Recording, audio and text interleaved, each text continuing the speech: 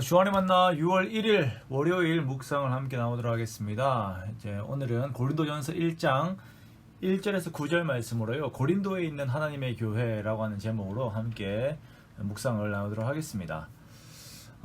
벌써 이제 6월이고요. 시간 참 빠릅니다. 오늘부터는 이제 고린도전서를 함께 보게 됩니다. 하박국을 좋아했는데 빨리 끝나서 좀 아쉬움이 있습니다. 고린도는 그리스 아테네 남서쪽에 있는 도시입니다. 바다와 바다 사이에 좁은 육지가 있는 곳이거든요. 그래서 현재는 운하가 뚫려 있습니다. 그 바다와 바다 사이에 길을 만든 거죠. 이제 뚫어가지고. 그런데 당시에는 운하가 없고 육상으로 배를 올려서 반대쪽으로 넘겼어요. 그래서 상당히 많은 노예들이 그 일들을 감당했습니다. 그렇게 되면 항해 거리가 아주 짧아지죠. 그렇게 고린도가 배가 머무는 곳이었기 때문에 고린도라고 하는 도시는 상업과 무역이 활발하고 또한 많은 문화들이 서로 교차하는 곳이었습니다. 철학도 상당히 발전을 했어요. 고린도는 아프로디테라고 하는 그 사랑의 여신을 섬기는 도시였습니다. 아프로디테 많이 들어보셨을 거예요. 아프로디테의 신전이 있었고 약 1,000명이 넘는 많은 여사제들이 음란한 방식으로 제사를 드렸기 때문에 음행이 온 도시 전체를 장악하고 있었고 하나의 종교이자 문화로 이렇게 그 자리를 잡았습니다.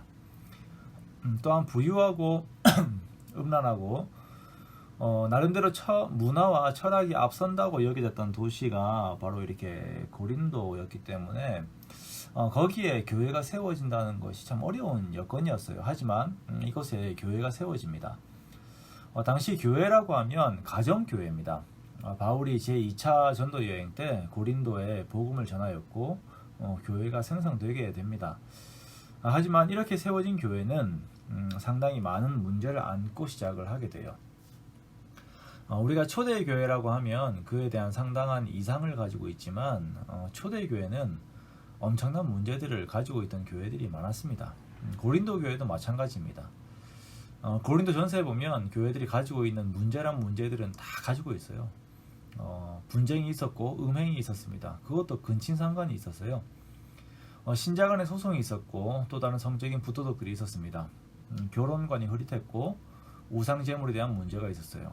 예배 또한 이방신들에게 하던 행위들이 들어와서 예배를 아주 어지럽게 했습니다. 고린도라고 하는 세상에서 이제 막 교회가 생성되다 보니까 세상의 때를 그대로 묻힌 상태로 고린도라는 세상의 냄새가 교회 안에서 그대로 나고 있었던 것입니다. 우리가 만약 우리들의 교회에서 이런 일들이 일어난다면 난리가 나겠죠. 이게 교회냐라고 한탄하는 그 소리들이 여기저기에서 들릴 것입니다.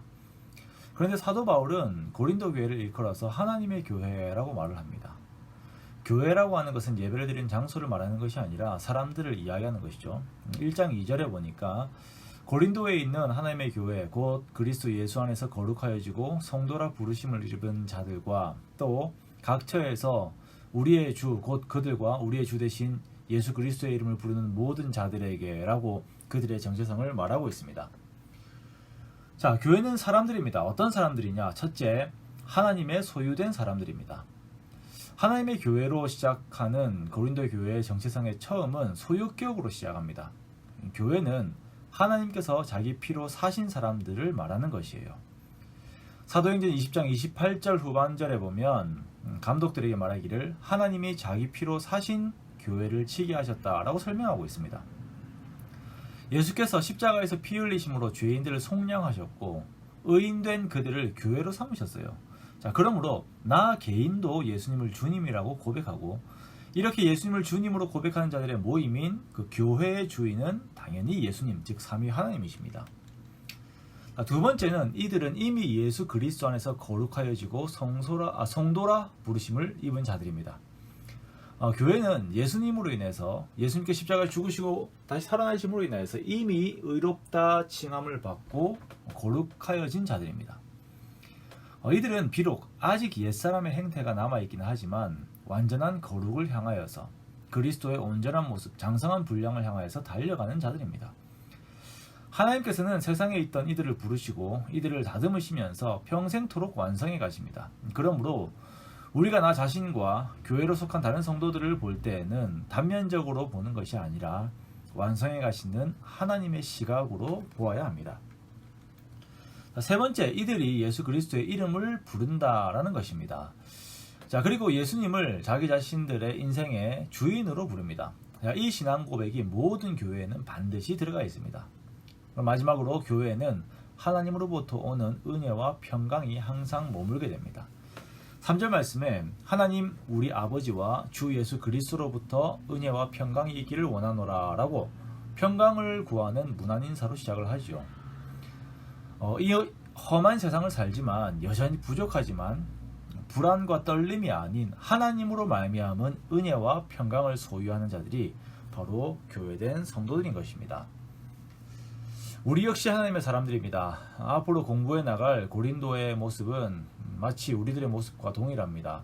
하지만 그럼에도 불구하고 자격 없는 나 자신을 구원하시고 주워온 돌 같은 나를 거룩하다 미리 칭하시고 예수의 형상으로 다듬어 가시는 하나님의 은혜의 손길을 항상 경험합니다.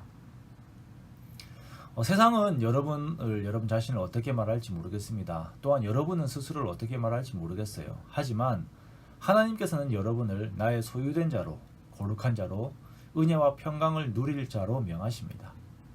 그 하나님의 사랑을 그대로 받아들이십시오. 그 속에서 하나님을 누리십시오. 그리고 그 속에서 거룩한 성도로서의 정체성에 감사하며 오늘을 살아가십시오. 성도로서 주어지는 축복이 이번 한 주 우리와 함께 할 것입니다. 주님의 이름으로 축복합니다.